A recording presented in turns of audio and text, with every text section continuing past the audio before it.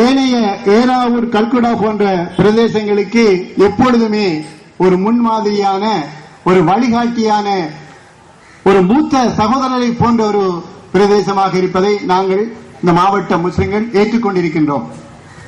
அந்த அடிப்படையில் காத்தாங்குடி மக்கள் இந்த விடயத்திலே எங்களுக்கு முன்மாதிரியாக, இந்த மாவட்டத்தின் முன்மாதிரியாக இருக்கின்ற இந்த காத்தாங்குடி மக்கள் பிழையான முடிவுகளை, பிழையான தீர்மானங்களை எடுக்க மாட்டார்கள் என்ற நம்பிக்கையோடு நாங்கள் இருக்கின்றோம்.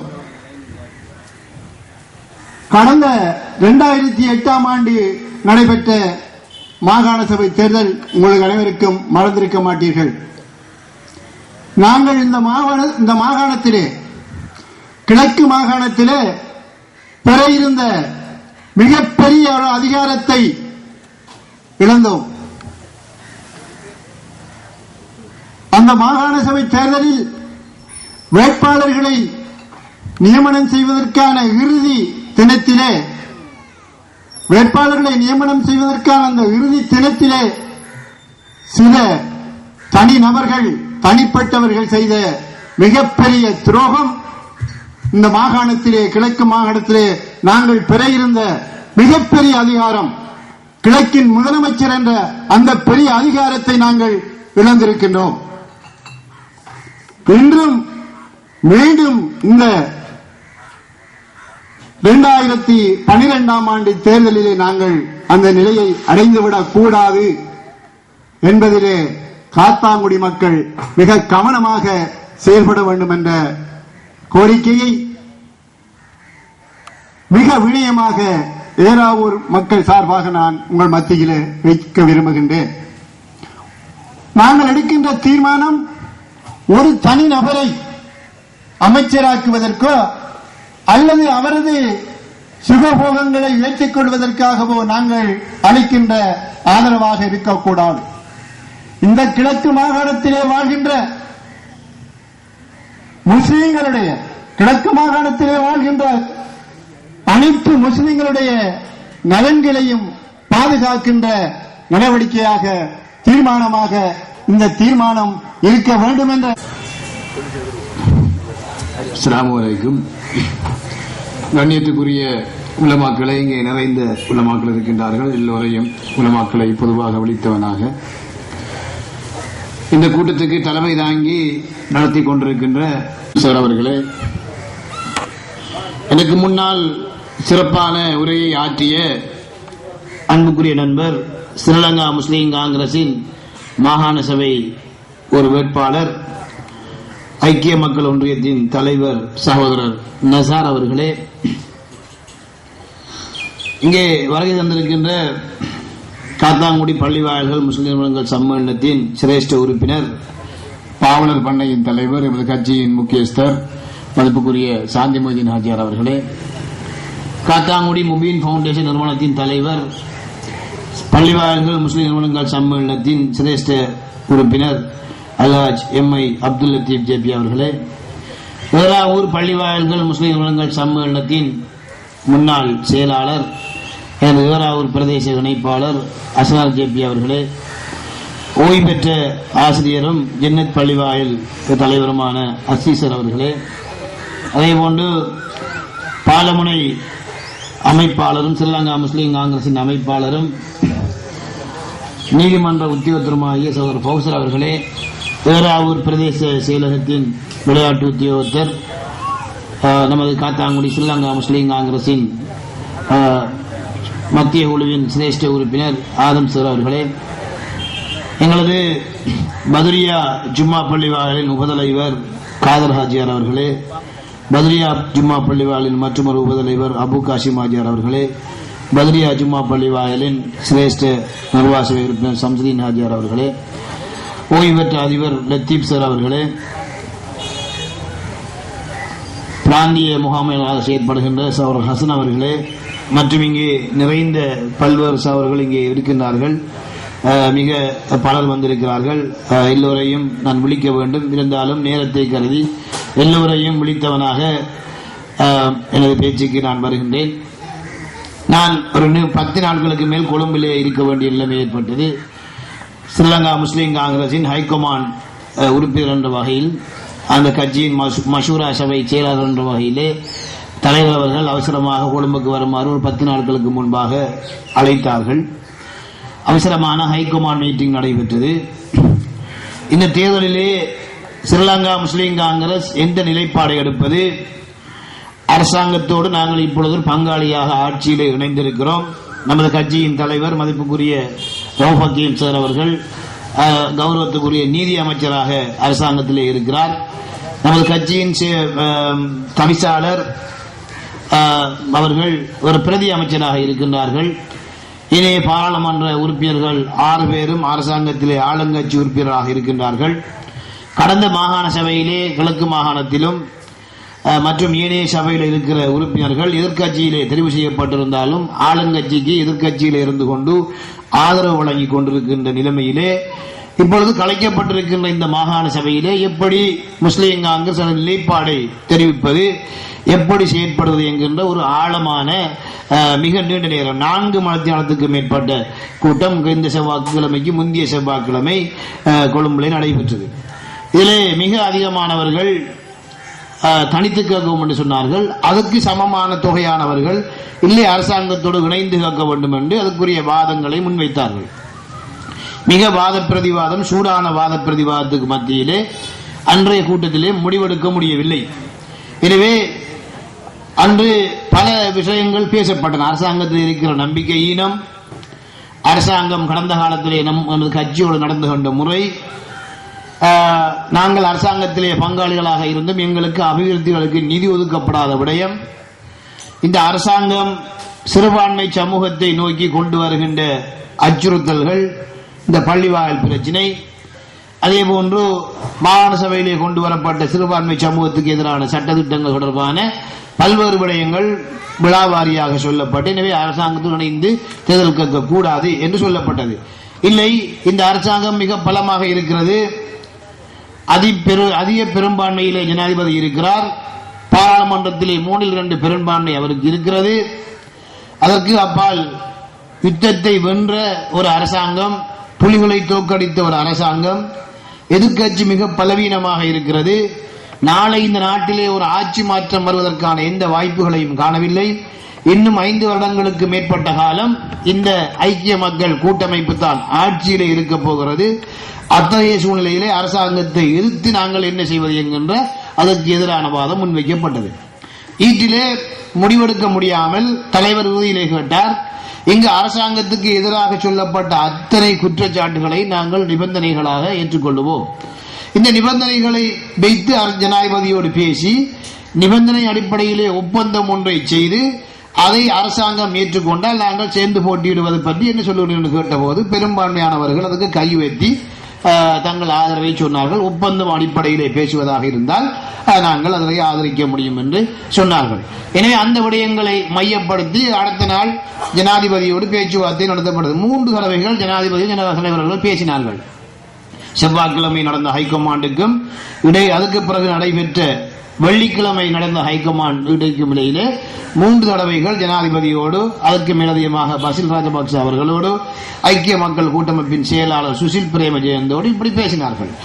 எனவே இதே நேரத்தில் மிக நிஜாங்காரியப்பர் கட்சியின் சிரேஷ்ட சட்டத்தரணி பிரதி செயலாளர் நாயகம், ஹசன் அலி செயலாளர் நாயகம் உள்ளிட்ட பலர், மிக பாய் சட்டத்தரணி பாய்ஸ் லோயர் அவர்கள், இவர்கள் எல்லோரும் மிக உறுதியாக அரசாங்கத்திலே இணைந்து கேட்பதை அவர்கள் எதிர்த்தார்கள். எனவே இந்த விடயங்கள் எல்லாவற்றையும் வைத்து பேசி மீண்டும் வெள்ளிக்கிழமை கூடுவதென்று நாங்கள் மீண்டும் வெள்ளிக்கிழமை திருப்பி கூடினோம். மீண்டும் வெள்ளிக்கிழமை இந்த பேச்சுவார்த்தை இதுக்கிடையிலே சில பல்வேறு விடயங்கள் நடந்திருந்தன. மீண்டும் இந்த விடயங்களை பேசி அரசாங்கம், அதுக்கு முதல் அரசாங்கம் ஒப்பந்தத்துக்கு ஆயத்தமாக இருக்கவில்லை. நான் உங்களுக்கு ஒன்றை சொல்ல வேண்டும், எனக்கு நீண்ட விளக்கங்கள் பேசுகிறது. இன்றைக்கு பிறை பார்க்கிற நாளாக இருப்பதால் கூட்டத்தை நேரத்த காலத்தில் முடிக்க வேண்டும் என்கிற அடிப்படையில் தான் நாங்கள் நேரங்களை சுருக்கி கொடுத்தோம். நிறைய பேசக்கூடிய எங்களது சாந்தி ஆஜியாரை போல பலர் இங்கே இருக்கிறார்கள், லத்தீப் சார் இருக்கிறார்கள், ஆதம் சார் இருக்கிறார்கள். நாங்கள் பலருக்கு அந்த சந்தர்ப்பம் கொடுக்கவில்லை. இன்றைய பிறை நோம்புடைய சக்குடைய நாள் என்ற அடிப்படையிலே அதை நாங்கள் சுருக்கமாக அதை முடிக்க வேண்டியிருக்கிறது. இதற்கிடையிலே ஜனாதிபதியோடு இந்த அரசாங்கம், இந்த ஜனாதிபதி அவர்கள் முதலாவது ஜனாதிபதியாக வருகின்ற போது அவர் பிரதமராக இருந்தார். அப்பொழுது பலவீனமானால் சந்திரிகா அம்மையார் ஜனாதிபதியாக இருந்தார். ஐக்கிய சுதந்திர கட்சியின் தலைவராக கூட ஜனாதிபதிக்கு வர முடியாத சூழ்நிலையிலே தான் ஆட்சிக்கு வருவதற்காக ஜனாதிபதி JVP ஒப்பந்தம் ஒன்று செய்தார். அதற்கு பிறகு ஜனாதிபதியாக வந்து அவர் அதிகாரத்தை பெற்று மிக பலமாகி ஆட்சியிலே பெரும்பான்மையை கைப்பற்றி அதன் பிறகு புலிகளை தோற்கடித்து இவ்வாறு அவருடைய அந்தஸ்து அதிகாரத்துக்கு பிறகு யாரோடும் ஒரு 10 வருடங்கள் ஒப்பந்தம் செய்யவில்லை. அப்படி இருந்த ஜனாதிபதி அவர்கள் யாரோடும் நாங்கள் ஒப்பந்தம் செய்ய மாட்டோம், பகிரங்கமாக சிரேஷ்ட பொருளாதார அமைச்சர் பசில் ராஜபக்ச அவர்கள் நாங்கள் ஒப்பந்தம் செய்ய மாட்டோம் சொல்லியிருந்தார். அப்படியான சூழ்நிலையிலே ஜனாதிபதி அவர்கள் ஸ்ரீலங்கா முஸ்லீம் காங்கிரஸோடு 10 வருடங்களுக்கு பிறகு ஒப்பந்தம் செய்வதற்கான இணக்கப்பாட்டுக்கு வந்தார். எனவே திருப்பி வெள்ளிக்கிழமை ஒப்பந்தம் அடிப்படையிலே இதை நாங்கள் ஒப்பந்தம் செய்வதென்ற அடிப்படையிலே அந்த ஜனாதிபதி ஏற்றுக்கொண்ட அடிப்படையில் ஒப்பந்தம் தயாரிக்கப்பட்டது. ஒப்பந்தம் தயாரிக்கப்பட்டு ஒப்பந்தம் 2 தரப்புகளில் பரிமாறப்பட்டு நல்லிணக்க ஆணைக்குழு சம்பந்தமான அமுலாக்கம், சகல மக்களுக்குமான சமத்துவமான உரிமை, தேர்தல் உடன்பாடு, தொகுதி உடன்பாடு என்ற அடிப்படையில் ஒப்பந்தம் தயாரிக்கப்பட்டு ஒப்பந்தம் பரிமாறப்பட்டது. இதற்கிடையிலே தலைவர் அவர்கள் நீ ஒரு 3 மாதங்களுக்கு முன்பு நின்ற ஊரிலே வந்து நின்ற போது என்னை அழைத்தார்கள். அழைத்து என்னோடு தனிமையாக இருந்தவர்களை அனுப்பிவிட்டு கதவறையை மூடிவிட்டு என்னோடு தனிமையாக பேசினார்கள். பேசுகின்ற போது அப்பொழுது ஜனாதிபதி அவர் பத்திரிகையில் ரவுஃப் ஹக்கீம் அவர்கள் தான் முதலமைச்சராக போட்டிருக்கிறார் என்ற செய்தி வந்த நேரம். அந்த நேரத்திலே அவர்கள் கதவை மூடிவிட்டு என்னோட அபிப்பிராயம் கொண்டார்கள். சில நேரங்களில் தனியாக அபிப்பிராயம் கேட்பார்கள். நான் நீண்ட காலமாக அப்படி எனக்கு உறவினருக்கும் அவருக்கும் இடையில் இருக்கிறது. அதனது அபிப்பிராயம் நீ என்ன சொல்லுகிறாய் என்னது கேட்டார்கள். ஆனால் நான் அந்த உள்ள நிலைமைகளை சொல்லி நாங்கள் அரசாங்கத்தில் இருக்கிறோம், ஆனால் மக்கள் தனியாக போக வேண்டிய அமைப்பு இருக்கிறது. அப்ப நான் கேட்டு உங்களோட அபிப்பிராயம் என்ன சார், நான் இந்த அபிப்பிராயத்தை அவங்க சொல்ல வந்து அதுக்காக தான் உங்களோட அபிப்பிராயம் என்ன சார் என்று கேட்ட நேரம் தனியைத்தான் போகணும், நம்பி இவங்களை போகலாம் என்றால் எனக்கு தனிமையாக சொன்னார் 2 மாதங்களுக்கு முன்பு. அவருடைய மனநிலை அவ்வாறுதான் ஆரம்பத்திலே இருந்தது. பிறகு எனவே தொடர்ச்சியாக ஆனால் இருந்தாலும் அரசாங்கத்தை பகைத்துக் கொண்டு அரசாங்கம் பலமான நிலைமையில் இருக்கிற ஒரு சூழ்நிலையிலே நாங்கள் ஒரு அரசாங்கத்துக்கு எதிரான நிலைப்பாடு எடுத்தால் தென்கிழக்கு இலங்கைக்கு வடகிழக்கு வெளியே இருக்கிற முஸ்லீம்களுடைய தென்னிலங்கை முஸ்லீம்களுடைய பிரச்சனை, அவர்களுக்கு பல சிக்கல்கள் கடந்த காலங்களில் ஏற்பட்டிருக்கிறது. அங்கே வெளிகாமத்திலே நடந்த கலவரம், வியாங்குடையில் நடந்த கலவரம், இவ்வாறு பல கலவரங்கள் முஸ்லீம்களுக்கு எதிராக நடந்திருக்கிறது. எனவே இந்த அரசாங்கத்தோடு மிக கவனமாக நடக்க வேண்டிய ஒரு சூழல் இருக்கிற காரணத்தினால் அரசாங்கத்தோடு இணைகின்ற நாங்கள் 3 தரம் இந்த ஜனாதிபதியை மிக மோசமாக எதிர்த்தவர்கள். 2 தரம் ஜனாதிபதி தேர்தலில் எதிர்த்தோம். பாராளுமன்ற தேர்தலில் நாங்கள் தோத்து, அதாவது ஜனாதிபதி தான் ஆட்சியிலே இருக்க போகிறார் என்ற சூழ்நிலையில் கூட நாங்கள் இந்த ஜனாதிபதியை வெற்றிலையை எதிர்த்து போட்டியிட்டு 8 பேரை பெற்றுக் கொண்டோம். நாங்கள் எதிர்கட்சியில் தான் போய் இருக்க போகிறோம் என்ற சூழ்நிலையில் கூட முஸ்லீம் மக்கள் கிழக்கு இலங்கையில் இருக்கிற முஸ்லீம் மக்கள் நமது கட்சிக்கு வாக்களித்து நாங்கள் யானையிலே கேட்டு 8 பேர் ஆசனங்களை பெற்றுக் கொண்டோம். எனவே மக்கள் முஸ்லீம் காங்கிரஸோடு இருக்கிறார்கள் என்பதை எங்களுக்கு ஏற்கனவே தெரியும். இருந்தாலும் அரசியலிலே சாணக்கியமாக மிக கவனமாக முடிவு எடுக்க வேண்டும். இதில் எங்களுடைய கட்சியுடைய தவிசல் அவர்களும் மிக கூடிய பங்களிப்பை ஆற்றினார்கள். அவர்கள் இந்த பேச்சுவார்த்தையிலுமே கணிசமான பங்கு பற்றி இருந்தார்கள். இருந்தாலும் மிக கவனமாக முடிவெடுக்க வேண்டும் அடிப்படையிலே இருந்தாலும் தனியாக கேட்க வேண்டும் என்கின்ற கருத்து இங்கே பலர் இருக்கின்றனர். குறிப்பாக எங்கள் லெப்டி வாத்தியார் அடிக்கடி சண்டை ஒடிப்பார். நான் வெற்றில கணக்க பேர் இங்கே பலர் இருக்கிறார்கள் மிக நெருக்கமாக. பலர் நீங்க வெற்றில வந்து அவங்களுக்கு ஓட்டு போட மாட்டோம்னு முகத்தில் சொன்னார்கள். நிறைய பேர் இருக்கிறாங்க. சார் முபாரக் முந்தநாத்து வரையிலும் கடை எதிர்ப்பாக இருந்தார். மிக நெருக்கமான ஆதரவாளர்கள் இன்னொரு நேரங்களும் கூட இருக்கிறார்கள். இருந்து மக்களுடைய அபிப்பிராயம் எல்லா இது இங்க மாத்திரமல்ல, கிழக்கு மாகாணம் முழுக்க தலைவருடைய மனைவி கூட ஒரு கருத்தை சொல்லி இருந்தார். அவருடைய சொந்தக்காரர் ஒருத்தர் இங்கே அம்பாறைக்கு போன நேரம் அவர் 40 பேரை சந்தித்து கருத்தை கேட்ட போது 40 பேரும் நீங்க தனியத்தான் போகணும் என்று தலைவர் மனைவி கிட்ட அந்த அவர் தலைவர் நெருக்கமான சொந்தக்காரன் சொன்னதாக அவர் தலைவர் சொன்னார். இப்படி இந்த வைவன் சொல்றா இப்படி என்று சொல்லி அப்படி எல்லா வகையிலையும் தனியத்தான் கேட்க வேண்டும் என்கின்ற கருத்து இருந்தாலும் அரசாங்கத்தை எடுத்த எடுப்பிலே பாய்த்துக் கொண்டு அரசாங்கத்தை முறுகிக்கொண்டு ஒரு மனத்தனமான அடிப்படையிலே முடிவை எடுத்துக்கொண்டு அரசாங்கத்தை பகைத்துக் கொண்டு அரசியல் செய்வதற்கான சூழல் இந்த நாட்டிலே இப்பொழுது இல்லை. தம்புள்ள பள்ளி பிரச்சனை வந்து உங்களுக்கு தெரியும். மிக காரசாரமாக தலைவர் காத்தாங்குடியில் தான் பேசினார், உங்களுக்கு தெரியும். மிக காரசாரமாக அரசாங்கத்தில் இருந்து கொண்டு மிக காரசாரமாக பேசினார். அப்போது ஜனாதிபதி கட்டாருக்கு சென்றிருந்தார். ஜனாதிபதி கட்டாருக்கு சென்று வந்தவுடன் தலைவருக்கு கோல் எடுத்து ரவுஃப் அவர் சொல்வார், இது பெருசா எடுக்காதீங்க, பள்ளி வாயல் அகற்றப்படாது, ஆனா வெளியே சொல்லாதீங்க. அதோட ஜனாதிபதி அவர் பெருந்தேசியவாதத்தில் குறிகாட்டி பெரும்பான்மை என்கிறத விட பெருந்தேசியவாதம் என்கிற இன்னொரு விஷயத்தை விளங்கப்படுத்தினா நேரம் போகும். பெருந்தேசியவாதம் என்கிற அந்த பௌத்த பெரும்பான்மையோட ஒரு அடையாள சின்னமாக ஜனாதிபதி பெறுகிறார். அவருக்கு இதுகளெல்லாம் உடைச்சு கொண்டு சொல்ல இயலாது. எனவே ரவுஃப் இதுல பிரச்சனை நடக்காது, நீங்க பேசாம விடுங்க. அதுபோல தலைவர்கிட்ட கேட்ட நேரம், அப்பொழுது தலைவர் திருவண்ணாமலையிலே கிண்ணியாவிலே ஜெமித்துல்லமா கூட்டத்தில் இருந்த நேரம் கூட அங்கு உறுதியாக சொல்லியிருந்தால் பள்ளி அகற்றப்படாது. ஆனால் ஜனாதிபதி சங்கத்தில் சொன்னதாக அவர் சொல்லவில்லை, அவர் சொல்ல தேவையில்லை சொன்னதற்காக.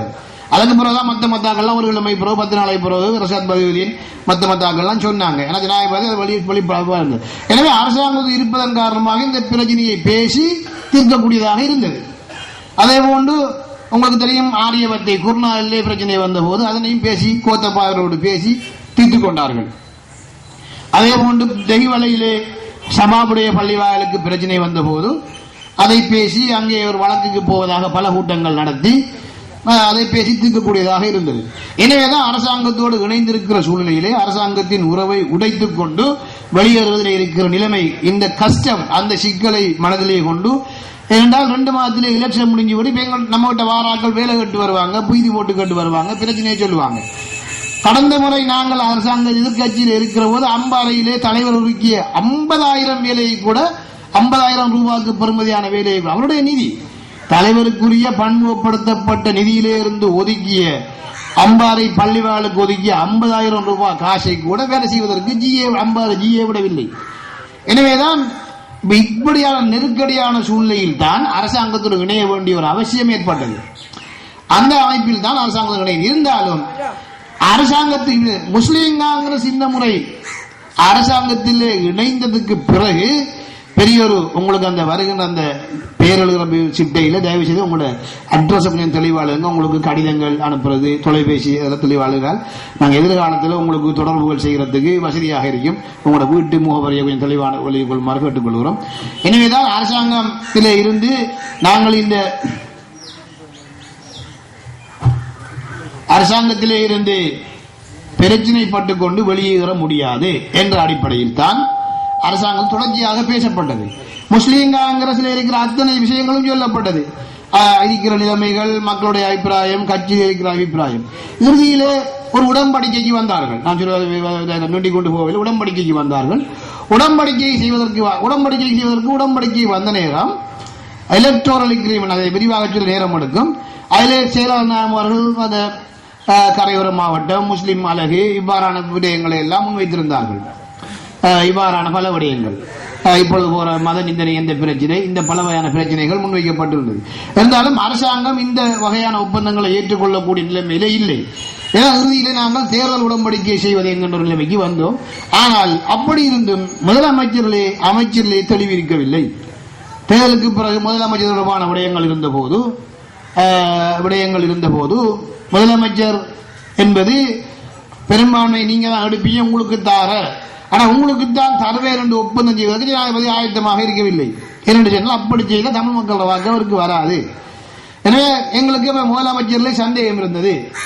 ஆட்சி அதுக்கு பிறகு வருகின்ற மாகாண அமைச்சர்கள் எத்தனை எங்களுக்கு கிடைக்கும் என்பது சந்தேகம் இருந்தது. எனவேதான் தொடர்ச்சியாக இதை பேசி அரசாங்கத்துக்கு கட்சியில் இருக்கிற நிலைமைகளை தெளிவாக இந்த ஹைகமான் கூறுறது, பிரச்சனை வர்றது, நாங்க தலைவரை விட்ட காத்துட்டு பேச்சுவார்த்தை போவாரு. ஒரு நாள் 1 மணி மட்டுக்கும் கூட்டம் 12 மணிக்கு தான் வந்தாரு. அந்த 12 மணிக்கு நாங்க எல்லாரும் நின்றோம் இடத்துல, ஹைகமான் மெம்பர்ஸ் எல்லாரும் நின்றோம். அப்ப வந்த உடனே அது அன்அபிஷியல் கூட்டம், ஹைகமான் கூட்டமா போயிட்டு வர திருப்பி கடைசா அண்டுதான் இறுதியான ஒரு முடிவு எடுக்கப்பட்டது.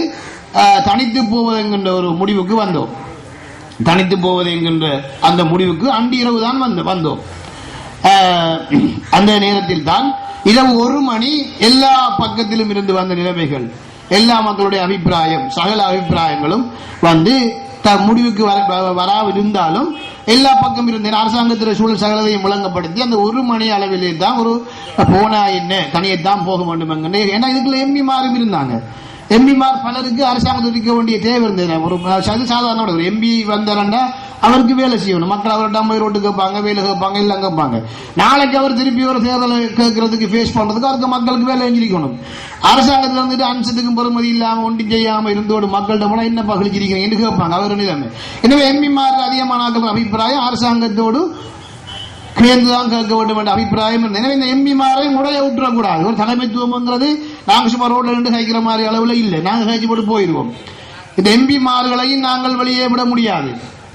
அதனத்தில் அவங்களையும் நாங்க எங்களை ஒரு நல்ல இடத்துல வச்சுக் கொள்ள வேண்டும். எனவே இந்த தொடர்ச்சியான பேச்சுவார்த்தைகளின் காரணமாக எம்பிமார் எல்லோரும் தலைவருமாக ஒரு ஒற்றுமையான நிலைமைக்கு வந்தார்கள். எம்பிமாருக்கு ஒரு ஆழமான கருத்து அரசாங்கத்தில் போகணும்னு இருந்துச்சு. சில வேளைகளில் அரசு அமைச்சரை மாறுதல் டிப்யூட்டி மினிஸ்டர் என்கிற அவர் ஆசைக்குங்கிறத விட அவர் வேலை செய்யறதுக்கு அந்த பகுதிக்கு வேலை செய்யறதுக்கு தேவை எங்க அடிப்படையில். எனவேதான் இந்த எம்பிமார் எல்லோரையும் கைக்குள்ளே வைத்துக் கொண்டு ஒரு எல்லாருமாக சேர்ந்து வருகின்ற ஒரு மொத்தமான முடிவுக்கு வர வேண்டிய அவசியம் இருப்பதன் காரணமாகத்தான் இதை கன்பிளிக் படிச்சிருப்பீங்க. முரண்பாட்டு முகாமைத்துவம் பிரச்சனைகளை தீர்க்கிறதுக்கான தனிய கன்பிளிக் சொல்யூஷன் என்ற ஒரு படிப்பிருக்கிறது. அல்ல கன்பிளிக் மேனேஜ்மெண்ட் சொல்வார்கள். முரண்பாட்டு முகாமைத்துவம் சொல்றது வந்துட்டு கன்பிளிக் மேனேஜ்மெண்ட், முரண்பாட்டு முகாமைத்துவம். எனவே இதே கட்சியை மிக அழகாக தலைவர் முகாமைத்துவம் அவரோட கூட நாங்கள் பலர் எல்லோருமாக இருந்து இந்த விடயங்களை செய்து இறுதியிலே அடுத்த மனுஷனுக்கு புதன்கிழமை காலையில தலைவர் ஊராக்களையும் கூப்பிட எனக்கும் தொலைபேசி வந்தது. தலைவர் அழைத்தார், அவசரமாக வர சொல்லி போனோம். போய்தான் அந்த இடத்துல தான் முடிவெடுத்து திருப்பி இறுதியிலே ஹைகோர்ட் தாரசுலாமிலே போய் ஏகமனதாக முடிவெடுத்து தனியே கேட்பது என்ற முடிவுக்கு வந்து இந்த முடிவை அரசாங்கத்துக்கு சொல்லுவது என்ற முடிவெடுக்கப்பட்டது. தனியே நான் கேட்பதாக இருந்தால் அரசாங்கத்துக்கு இந்த முடிவை சொல்லுவது என்ற அடிப்படையில் அதை முடிவெடுக்கப்பட்டு அரசாங்கத்துக்கு போய் அரசாங்கத்தில் இருக்கிற முக்கியமான அமைச்சர்கள் எல்லோருக்கும் அந்த முடிவை சொல்லி நாங்க போறோம், தனிச்சு நாங்க இன்ஷா அல்லாஹ் எப்படி நடந்து கொள்றேங்கிறத எலெக்ஷனுக்கு பிறகு பேசிக்கொள்வோம் என்று அவங்கள்ட்ட சொல்லி போட்டுதான் தனியே கேட்கிற என்ற முடிவை பகிரங்கமாக அறிவிக்க வேண்டியிருந்தது. இது பயம் இல்லை. இது வந்துகிட்டு அரசாங்கத்தை நாங்க தொப்பி விரட்டியாக இயலாது. ஏற்கனவே நாங்க அரசாங்கத்தை எதிர்த்து கேட்டு போட்டு 11 மாசம் போய் இருந்து போட்டு சரியா கவனிக்காம வெளியே வந்தாங்க. இப்ப அரசாங்கத்தை எடுத்து போட்டு திருப்பி அரசாங்கத்தில் போயிருக்கிறோம். திருப்பியான அவங்க காக்கமாறு வாரையும் போரையும் தம்பிலாண்ட மாதிரி நமக்கு வந்துடும். எனவே இந்த சமூகத்தில் ஒரு சமூக கட்சி இது ஒரு சமூக கட்சி. அவன் சமூகத்தில் அந்த மரியாதையை காப்பாற்ற வேண்டியிருந்தது. சிங்கள மக்களுக்கு மத்தியில் ஐக்கிய மக்கள் கூட்டமைப்பு பெரும்பான்மை ஆதரவிக்கிறது. தென்னிலங்கையில் இலங்கை முழுக்க நாடு முழுக்க இருக்கிறது. எனவே சிங்களவர்கள் நம்மளை பார்த்து முஸ்லீம்களை பார்த்து இந்த முஸ்லீம்களுடைய பெரும்பான்மை கட்சி எடுத்த முடிவு கூடாக முஸ்லீம் சமூகம் சின்ன பின்னமாக கூடாது. முஸ்லீம் சமூகத்தை பாதுகாக்க வேண்டும், நமது கட்சியை பாதுகாக்க, நமது சமூகத்தை பாதுகாக்க, சமூகத்துக்குரிய கட்சி. எனவே கட்சியின் தலைமை மிக காத்திரமான முடிவை எடுக்க வேண்டும் என்ற அடிப்படை தான் முடிவை எடுத்து சொல்லப்பட்டது. இன்றைய பேப்பர் செய்திகளை நீங்கள் பார்த்திருப்பீர்கள். இப்பொழுது அரசாங்கம் திண்டாடுகிறது. ஜனாதிபதி என்று ஆவேசப்பட்டிருக்கிறார். எப்படி வெளியே போகட்டேன்னு கேட்டிருக்கிறார். இவர் என்ன நாங்க பேசிட்டு வரக்குள்ள பசில் ராஜபக்ச அடுத்த ஒவ்வொரு கதையை விடுவாரு. நாங்க 35 வாங்கல அங்க பேச்சுவார்த்தை நடந்து வந்திருக்கீங்க, அவர் ஒண்டி இல்லைன்னு சொல்லுவாரு. முதலமைச்சர் அப்படியே செஞ்சு இப்ப கேள்வி ரம்புகள் சொல்லிக்கிறார். எங்களோட அவங்க எலெக்ஷனுக்கு பிறகு வருவாங்க என்று சொல்லியிருக்கிறார். இவர் வந்து மைத்ரிபால சிறிசேன SLP செக்ரட்டரி சொல்லிக்கார் வந்துட்டு அவங்க எங்களோட தான் சேர்ந்து அவங்க எங்களோட ஒப்பந்தம் புரிந்துணர்வு செஞ்சு கொண்டு தான் போயிருக்கிறாங்க, எங்களோட இருக்காங்கன்னு சொல்லியிருக்க. இப்ப இந்த ரிஷாத் பதியுதி இந்த அத்தாவுல எல்லாருமே வெளியே அனுப்பணும் தான் ட்ரை பண்ணாங்க. ஆனால் வெளியே போறதுல முஸ்லீம் காங்கிரஸுக்கு பிரச்சனை இருக்கல. ஆனால் இந்த கௌரவமாக வெளியே போகணும் என்ற அடிப்படையிலேயும் ஒரு சாணக்கியமாக அரசியல் தந்திரமாக வெளியே வரணும் என்ற அடிப்படையில் தான் வெளியே வந்தது. என்ற அடிப்படை தனியே வந்தது இந்த அமைப்பு தான். இன்று நமக்கு முதலமைச்சரை பேரம் பேசக்கூடிய ஆற்றல் வந்திருக்கிறது. அமைச்சர்களை பேரம் பேச வேண்டிய நிலைமை ஏற்பட்டிருக்கிறது. எனவே இன்று கிழக்கு மாகாணம் முழுக்க பெரிய எழுச்சி ஏற்பட்டிருக்கிறது. அம்புள்ளை பள்ளிவாயில் ஏற்பட்ட எழுச்சிக்கு பிறகு இப்பொழுது நான் உங்களுக்கு சொல்லுகிறேன், ஐக்கிய மக்கள் கூட்டமைப்பு இந்த PA-யிலே ஒரு மாகாண சபை உறுப்பினராக இருந்த பிரபல ஒரு அரசியல்வாதி திருவண்ணாமலையைச் சேர்ந்தவர் ஹசன் மௌலவி அஸ்ஹரி அவர்கள், அவர் முஸ்லீம் காங்கிரஸ் இணைந்து அங்கே கேட்கிறார். அதே போன்று திருவண்ணாமலையிலே தூய நோக்கு என்று சொல்லக்கூடிய அந்த இஸ்லாமிய கட்சியைச் சேர்ந்த அந்த அமைப்பை சேர்ந்த சகோதரர்கள் அவர்கள் இந்த கட்சியில சேர்ந்து கேட்கிறார்கள். மட்டக்களப்பு மாவட்டத்திலே அகில இலங்கை முஸ்லீம் ரிஷாத் பதியுதீன் அமீர் அலி ஹிஸ்புல்லா அவர்கள் மதிப்புக்குரிய அமைச்சர் அவர்களுடைய கட்சியைச் சேர்ந்த ஜவாஹர் சாலி அவர்கள் போன முறை மாகாண சபையில்